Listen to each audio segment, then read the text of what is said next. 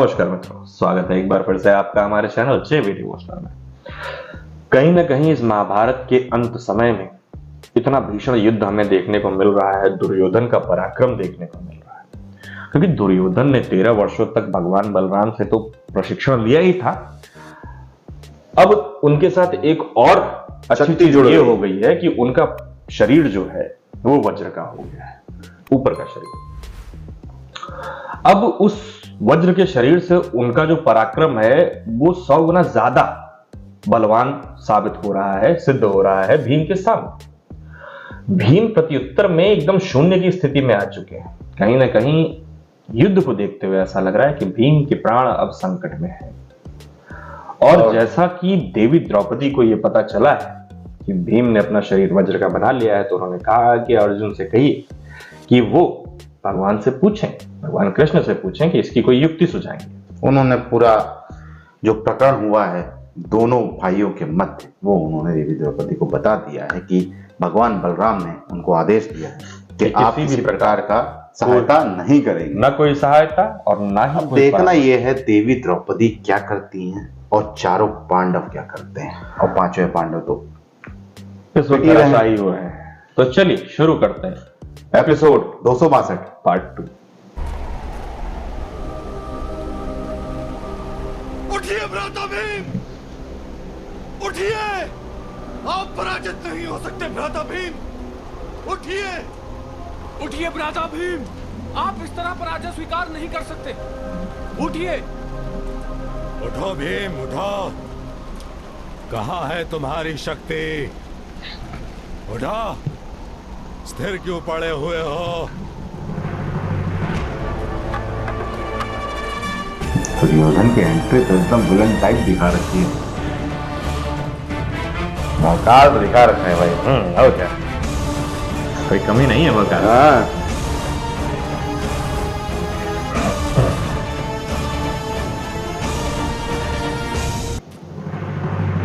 बल का स्वभाव है स्फूर्ति, जो बल स्थिर हो जाता है वो नष्ट हो जाता है। भगवान बजरंग बली का शिक्षण याद आ रहा है।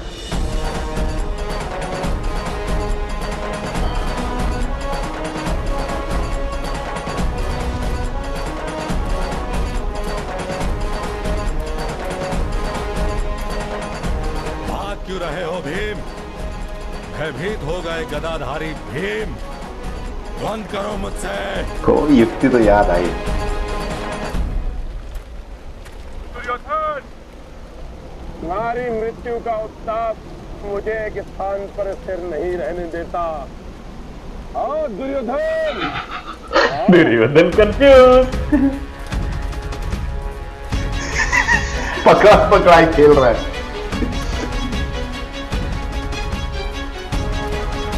यार दुर्योधन तो आज बहुत दौड़ गए भाई, मामा के पीछे पीछे चल रहे थे।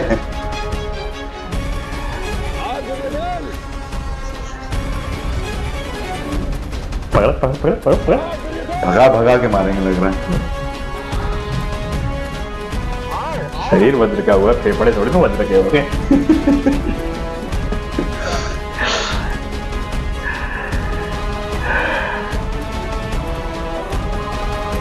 फेफड़े वज्र के हो जाते तो मुझे लग रहा है मर भी जाते हैं।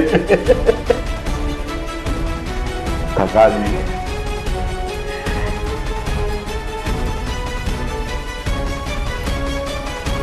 हाफ गए ग्लूकोन डी। युद्ध करो भीम, युद्ध करो। मुझे दौड़ाओ ना यार।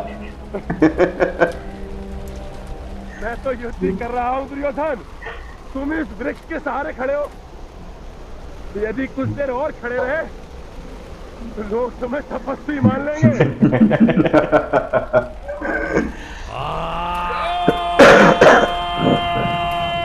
अब आए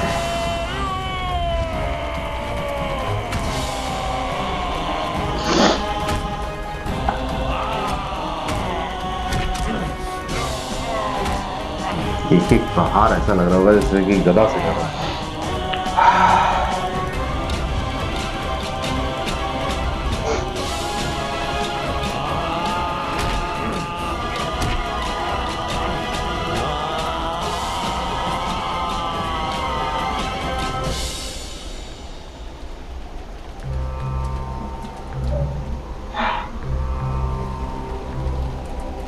बल का स्वरूप है स्थिरता। जब शरीर चंचल हो तो मन का स्थिर होना अनिवार्य, अन्यथा सारा बल बिखर जाता है।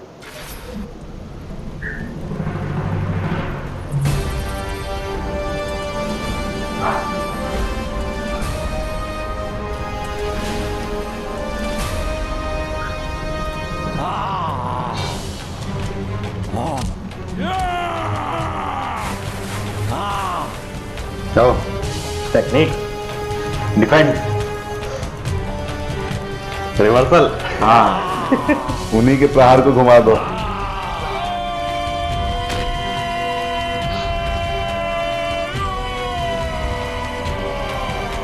अच्छा एक और चीज है, टांग से तो थक ही जाए होंगे बेचारे।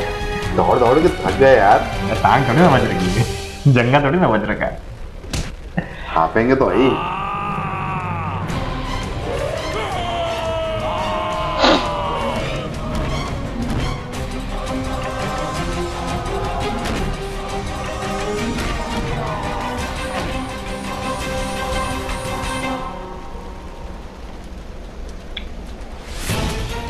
बल का आधार है सर्वग्राहिता, अर्थात चारों ओर जो कुछ भी हो रहा है उसे एक साथ ग्रहण करने की योग्यता। मनुष्य को जो दिखाई या सुनाई नहीं देता वो मनुष्य की निर्बलता बन जाती है। सुनाई नहीं देता।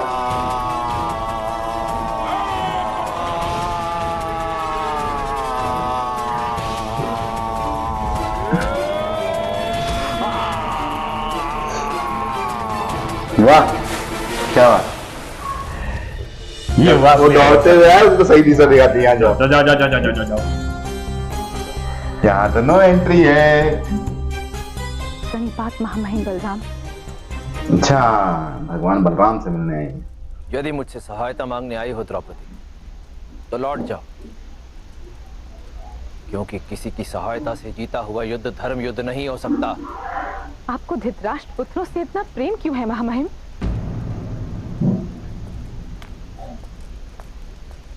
क्योंकि जिस युद्ध सभा के कारण यह महायुद्ध हो रहा है उसमें दोनों पक्षों की ओर से अधर्म हुआ था, तो फिर दंड का पात्र केवल दुर्योधन ही क्यों?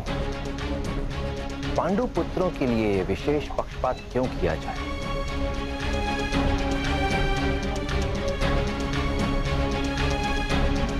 आप उचित कह रहे हैं महामहिम, तो मैं आप ही से विनती करती हूँ, यदि मेरे पतियों ने युद्ध सभा में अधर्म किया था तो उसका प्रायश्चित करने का क्या उपाय है? मैं कोई ऋषि या मुनि नहीं हूं द्रौपदी, जो किसी के लिए तपस्या या प्रायश्चित का मार्ग प्रशस्त करूं। मैंने तो केवल अपने अनुज कृष्ण से यह वचन लिया है कि वह पांडु पुत्रों की कोई विशेष सहायता कर उनके साथ पक्षपात न करे, और यही नियम मुझ पर भी लागू होते हैं। मैं भी किसी के साथ पक्षपात नहीं करूंगा।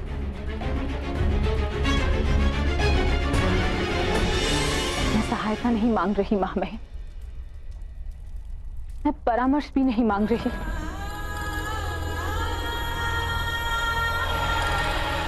मुझे ये भी नहीं जानना कि हमारे शत्रु की निर्बलता क्या है, किंतु मुझसे इतना तो कहिए कि हमारी निर्बलता क्या है? क्यों इतनी विजयों के पश्चात भी अनायास ही हम पराजय की ओर बढ़ने लगे हैं?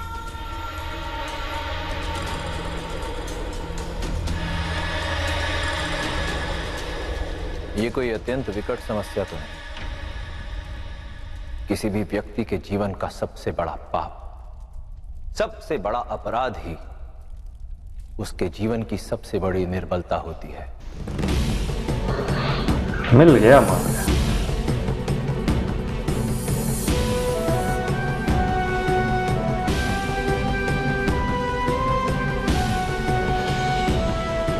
धन्यवाद महामहिम, हमें विजय का मार्ग दिखाने के लिए धन्यवाद। धन्यवाद। भगवान के मुख से जो भी निकलता है वो तो मार्ग ही होता है, बस समझने के ऊपर है।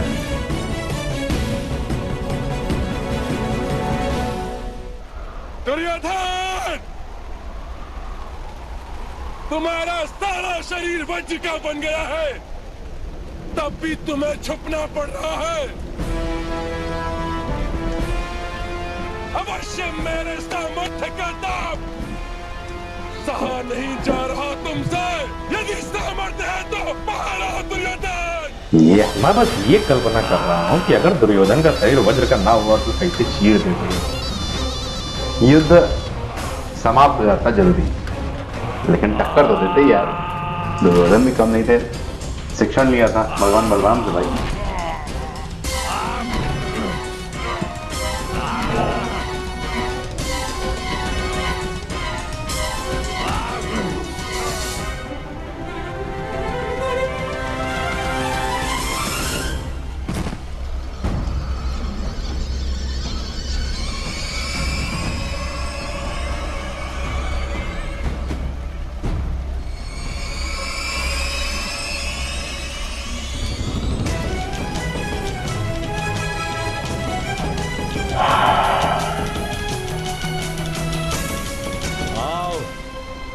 कुलनाशिनी द्रौपदी,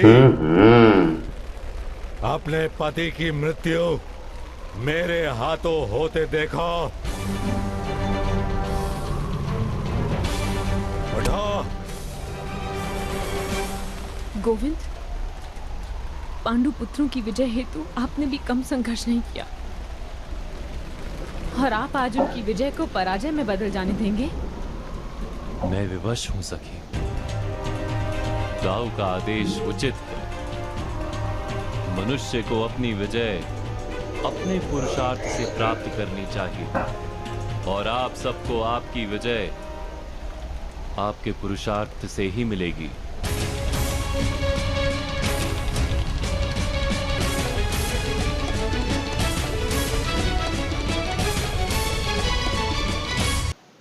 दुर्योधन ने अपने शरीर के जिस अंग पे केले का पत्ता लपेटा था, केवल वही अंग निर्बल रह गया। बाकी ऊपर का शरीर, घुटने का नीचे का हिस्सा सब वज्र का। लेकिन जिस तरह की युक्ति का प्रयोग कर रहे हैं हमारे भ्राता भीम, कि उनको दौड़ा रहे हैं, तो अंदर का शरीर जो थकावट सह रहा है वो तो देखने लायक है। अच्छा, देखने वाली बात एक और है कि किस प्रकार से भीम आपत समय में, जिस वक्त उनके ऊपर कितनी बड़ी विपत्ति आ रखी है, उनको अपने शिक्षण को याद करना पड़ रहा है। और यही एक उचित मार्ग है किसी भी परिस्थिति से बाहर निकलने का। यदि आप भी किसी ऐसे सिचुएशन में फंस जाए कि आपको कोई मार्ग प्रशस्त करने वाला व्यक्ति ना मिले, तो कुछ ना करना, बस अपने आप को ध्यान लगाना कि यदि आप तीसरे व्यक्ति होते तो तीसरे व्यक्ति के हिसाब से आपने अपने आप को क्या परामर्श दिया होता। यदि किसी ने आपको दे रखा है तो उसको याद करना अनिवार्य है। अंतरात्मा से आपको सवाल करने होंगे, और ऐसी परिस्थिति में अंतरात्मा से सवाल कर पाने के लिए, जिस वक्त आपके ऊपर लगातार प्रहार हो रहा, आपको बहुत ज्यादा धैर्य की आवश्यकता और एकाग्रता की आवश्यकता होती है। और ये धैर्य और एकाग्रता अनुशासन से ही प्राप्त होता है। जिस प्रकार हम देख पा रहे हैं ये एपिसोड, या जिस प्रकार का युद्ध चल रहा है भीम और दुर्योधन के साथ एक साथ, ये देखने को प्राप्त हो रहा है कि सारे युद्ध में सभी महारथी हर तरीके से छल का प्रयोग किया गया, लेकिन अंत समय में पुरुषार्थ का प्रयोग करना है। आपको स्वयं अपने पुरुषार्थ से जीतना होगा विजय लेने के लिए, और फेयर गेम चल रहा है। तो चलिए शुरू करेंगे हम अगले एपिसोड में ये देखना कि किस प्रकार से अंत तक पहुंचता है ये युद्ध। अभी इस एपिसोड को हमें विराम देना होगा। शीघ्र ही लौटेंगे नए एपिसोड के साथ। तब तक के लिए राधे राधे।